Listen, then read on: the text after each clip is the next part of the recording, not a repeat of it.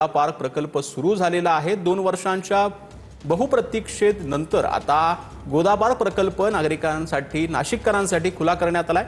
महापालिकांनी smart सिटीच्या हस्तांतर वादामुळे 2 वर्षांपासून हा प्रकल्प सुरू होण्याच्या प्रतीक्षेत होता। पर्यटन आणि तीर्थाटनासाठी प्रसिद्ध असलेल्या नाशिकमध्ये गोदावरी नदीच्या सौंदर्यात आणखीनच वाढ करण्यात आलेली आहे। तब्बल 17 कोटी रुपये खर्च करून स्मार्ट सिटीच्या माध्यमातून गोदा प्रकल्प साकारण्यात आला आहे। तत्कालीन नाशिकचे पालकमंत्री दादा भुसे यांच्या हस्ते या प्रकल्पाचे उद्घाटन करण्यात आले होते। त्यानंतर महापालिका आणि स्मार्ट सिटीच्या हस्तांतरण वादामुळे हा प्रकल्प 2 वर्षापासून सुरू होण्याच्या प्रतीक्षेत होता। अखेर हा प्रकल्प आता नाशिककरांसाठी खुला झाला असून येणाऱ्या पर्यटकांना भुरळ घालणारा आहे। आगामी काळात होणाऱ्या सिंहस्थ कुंभमेळ्याच्या पार्श्वभूमीवर हा प्रकल्प पर्यटकांना भुरळ घालणारा असून या ठिकाणी या गोदा पार्कमध्ये आकर्षक अशी विद्युत रोषणाई, त्याचबरोबर पाण्याचे कारंजे, विविध प्रकारची झाडे, त्याचबरोबर रामायण काळातील शिल्पचित्र जे आहेत ते या ठिकाणी येणाऱ्या पर्यटकांना भुरळ घालणारी आहेत। या ठिकाणी संध्याकाळच्या सुमारास मोठी गर्दी करण्यात आल्याचं चित्र आपल्याला पाहायला मिळतंय। कॅमेरा पर्सन कुशल पाटीलसह पवन येवले, TV9 मराठी, नाशिक। राष्ट्रवादी काँग्रेसच्या स्टार प्रचारक निरीक्षकांची उद्या बैठक होणार आहे। नगरपंचायत नगरपालिका निवडणुकीसाठी स्थानिक परिस्थितीचा आढावा प्रदेशाध्यक्ष सुनील तटकरे घेणार आहेत। युती आघाडीबाबत स्थानिक पातळीवरती काय निर्णय घेणं योग्य राहील याबाबत चर्चा होणार असल्याची सूत्रांनी माहिती दिली। उद्या दुपारी 1 वाजता प्रदेश कार्यालयामध्ये ही बैठक होणार आहे।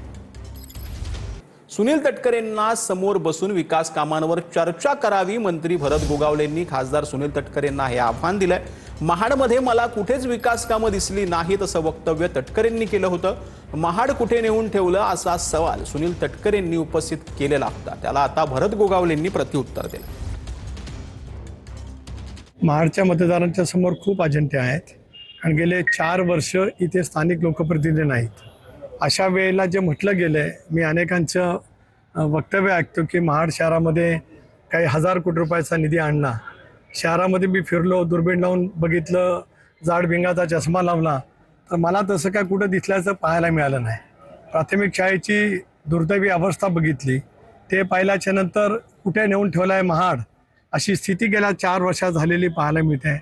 अजून खूप काय वेळेवरती बोलायला। दूध का दूध पाणी का पाणी एकदा होऊन जाऊ द्या, त्यांना सांगा जर हिम्मत असेल तर एकदा बसा बरे आमच्या या मैफिलमध्ये, मग प्रश्न उत्तर होऊन जाऊ द्या की भरत शेठला उगाच 4 वेळेला निवडून दिलं का या जनतेने।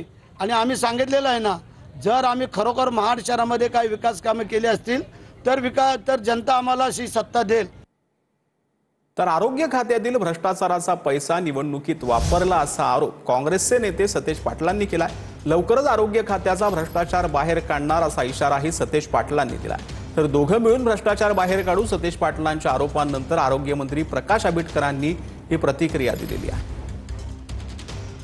माझी बॅटिंग अजून सुरू व्हायच्या, हलगी आता कुठे तापायला लागलेल्या, जशी निवडणूक लागेल तशी हलगी वाजणार आहे। त्यावेळी निश्चितपणे हे सगळ्यांचा समाचार उद्याच्या भविष्यकाळात आपण निश्चितपणे घेऊया की कशा पद्धतीनं भ्रष्टाचाराचा पैसा, आरोग्य खात्यातल्या भ्रष्टाचाराचा पैसा या वार्डामध्ये यायला लागलेला आहे। याचा सगळी कागदे मी तुम्हाला उद्याच्या भविष्यकाळात देणार। त्यांच्याकडनं मीच समजून घेईन नेमके भ्रष्टाचार काय काय झाले ते, आणि दोघं मिळून आम्ही बाहेर काढू, काय बिघडणार नाही।